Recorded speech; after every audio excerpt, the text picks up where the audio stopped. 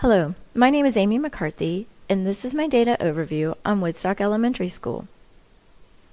Woodstock Elementary is in one of the fastest growing counties in Georgia. The school is in its second year of transition from Title I status, and the school's mission statement is to provide a strong, progressive science, technology, engineering, arts, and math focus. The purpose of this data overview is to highlight the demographic and achievement data on Woodstock Elementary School. I believe analyzing this information can lead to insight on data trends which might affect the school performance, as well as target specific areas the school needs to focus more attention. This data overview will cover the school demographics, the school attendance data, the school milestone scores, and pinpoint the strengths and weaknesses in the data, as well as next steps for the teachers. The school demographics for Woodstock Elementary School show that the enrollment trend has averaged around the 1300s for the past 4 years. Currently, the student enrollment is 1,302 students. The school is at capacity. The student attendance has stayed relatively consistent over the years, with less than 10% of the population absent more than 15 days, while nearly 60% are absent fewer than 5 times a year. Woodstock Elementary has approximately 506 students economically disadvantaged. This is 9.4% higher than the district average in the overall elementary school. Woodstock Elementary School's demographics have shown similar trends over the past decade, with the primary population being Hispanic and Caucasian students. Demographics over the next 5 years are anticipated to change drastically. Woodstock Elementary currently is in their second year of transition out of Title I status. The cost of living around the district area is skyrocketing, with old neighborhoods being torn down and new ones pushed in. As these developments take root, they will shift the demographics of the school. New housing developments are moving from the $170,000 range upwards to the $355,000 plus range. This shift is bringing in new students and moving out many economically disadvantaged students in leases and rental agreements as they expire and the new construction comes in. The current student demographics for the 2018-2019 school year are as follows. 44% of the student population qualifies for free and reduced lunch.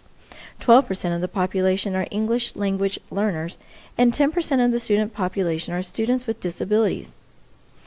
As the school transitions out of Title I status, the number of students on free and reduced lunch and EL students is decreasing, but the students with disabilities has maintained around the 10% mark. Woodstock Elementary is very excited for their growth on the CCRPI scorecard. This year, they are celebrating an overall score of 81.5. This was a significant increase to what they were expecting due to the loss of their Title I status and getting instructional support.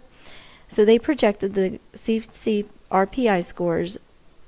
They anticipated a slight decrease for the 2017-18 year.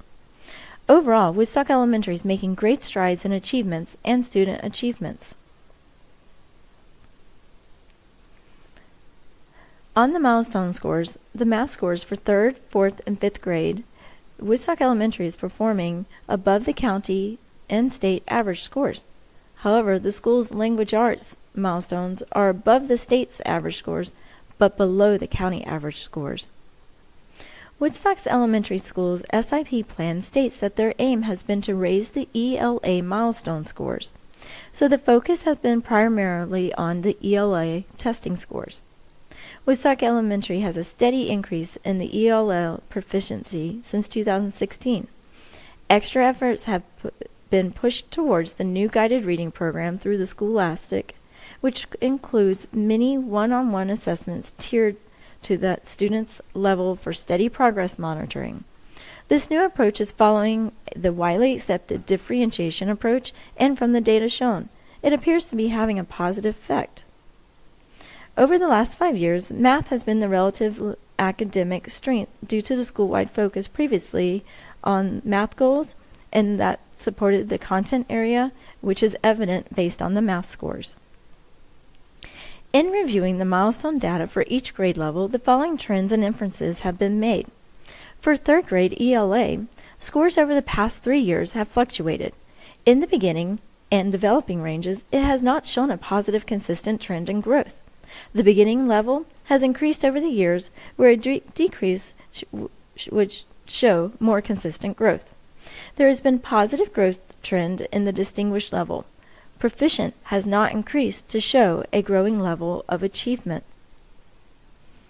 Fourth grade ELA has had similar fluctuations as third grade ELA scoring. However, there has not been much growth in the distinguished scoring, but more growth in the proficient scoring. Developing range showed a positive decrease, while the beginning showed a negative increase. There seems to be evidence that over the 3 years, more students moved up from the developing to proficient, but this is only speculation or inference due to the slight fluctuations in student enrollment numbers. Fifth grade ELA data showed similar overall scoring patterns as third and fourth grade. Beginning and developing levels did not show a steady decrease to show consistent growth.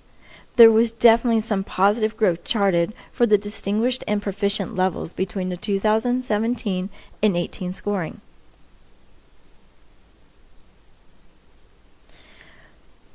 From this data, what can we infer? One is that there was not consistent focus on teaching of the ELA standards among the grade level teachers. With further investigation prior to 2016, there was not a county level standardized curriculum in place. The teachers were pulling together their own resources, and due to some teacher turnover, students were not receiving consistent teaching over the years.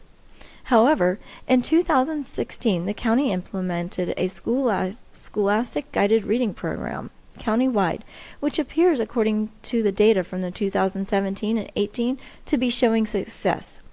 It will stand to be seen if their standardized curriculum proves to be as successful as the county-wide math curriculum and focus proved to be. Reviewing the historical data for the math milestones showed inconsistent growth patterns as well. Third grade math, the distinguished and proficient categories showed growth from 2016 to 2018. There was significant decrease in students in the developing level and marginal decrease in the beginning level from 2016 to 2018. Fourth grade math data showed the most growth between the years 2016 and 2018, with decreases in the developing and beginning levels and increases in the proficient and distinguished categories. Fifth grade math data showed scoring patterns similar to third grade milestone math data. Data showed an increase in developing and beginning patterns when compared to the 2016, and not as much growth in the distinguished and proficient categories. From this data, what can we infer? A fact is that a new countywide math curriculum was implemented in 2015. Over the years, it appears that the fourth grade teachers implemented the math curriculum with more fidelity than the third and fifth grade teachers. The curriculum seems to be a positive support to the curriculum standards when implemented with fidelity. What can we do as a school to ensure that students are given consistency in their learning and that teachers are implementing the curriculum with fidelity? Well, we can review the areas of strengths. For one, overall, the Woodstock Elementary is performing better on the milestones than the county and state scores in math. From the year 2016 to 2018, West students showed growth in the distinguished category on the milestones in each grade level on both math and ELA tests. The school's overall performance ratings are showing growth. We also need to review the areas that need improvement. Consistency in student growth performance on the milestones. Overall ELA student performance would need to be seen, and a decrease in the number of students scoring in the beginning level on the milestones. What are the next steps? Well, let's look specifically at the ELA teachers. We need to present the data to the ELA teachers and engage them in data-driven dialogue to analyze the milestone scores. Having the teachers meet monthly with an academic coach to visually chart the guided reading progress of students would be helpful. If we have the data-driven conversations monthly after charting the student progress, it would create more conversations and collaboration among the teachers. We can encourage teachers to share best practices they are having success with within their classrooms, and having the teacher give benchmark assessments before the diagnostics. What are the next steps for the math teachers? Well, we definitely want to present this data to the math teachers and engage them in the data-driven dialogue to analyze the milestone scores. We need to address that the curriculum is being implemented with fidelity and have the possibility to show the growth the fourth grade teachers have shown with their students. I think we should have the fourth grade teachers share their implementation strategies. I think having the math teachers meet consistently to discuss what seems to be working and not working would help as well.